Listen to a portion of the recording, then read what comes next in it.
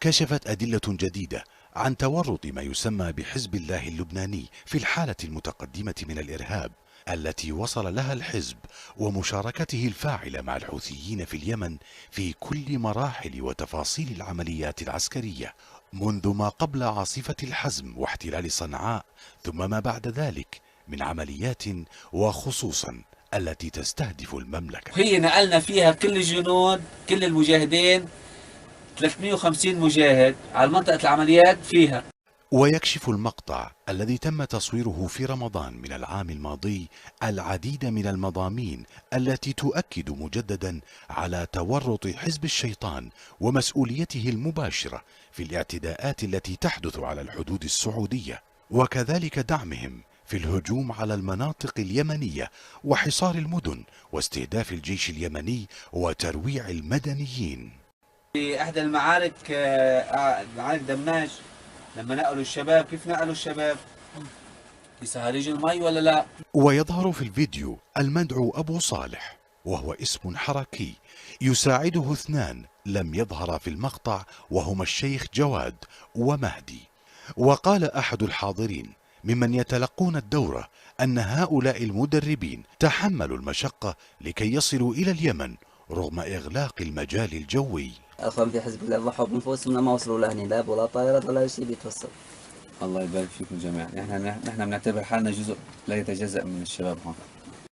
ويقدم المدعو أبو صالح دورة من إعداد فرع تابع لحزب الله اللبناني، وتعنى الدورة بتأهيل المدربين في المستوى الأول، ما يعني أن الدورات تقوم على مستويات عدة للمدربين وغيرهم. وينتقل المدرب إلى محاور عديدة، منها كيفية الاغتيالات والعمليات التي أسماها استشهادية على حدود المملكة وكذلك في الرياض. عندي عملية خاصة بقلب الرياض، مع عملية انتحارية، ممكن عملية استشهادية. نحن عملية استشهادية.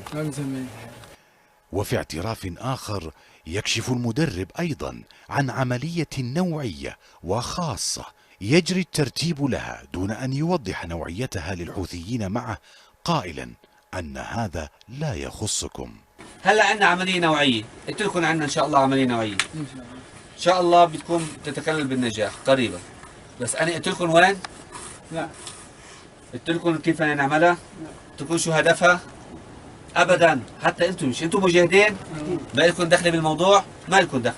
وعلى المستوى الميداني ينتقل المدرب إلى الخطط التي وضعها للحوثيين في مواجهة ما أسماه احتلال صعدة، ويقصد بذلك الجيش اليمني، حيث كشف لهم طريقة الدفاع عنه، فيما انتقل للحديث بعد ذلك عن مديرية حرب وكيف خططوا لاحتلالها رغم أنه يعترف بأنها موالية للشرعية. أكثر منطقة عملاء وشعبها مش مؤيد لك بشكل كامل.